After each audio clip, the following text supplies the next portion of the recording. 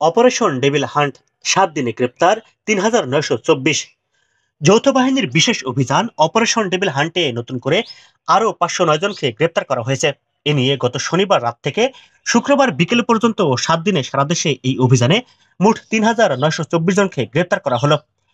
শুক্রবার সন্ধ্যায় পুলিশ সদর দপ্তর থেকে এ তথ্য জানানো হয়েছে। গত ২৪ ঘন্টায় এই অভিযানের সময় ৫০৯ জনকে গ্রেপ্তার করা ছাড়াও বেশ কিছু অস্ত্র উদ্ধার করা হয়েছে।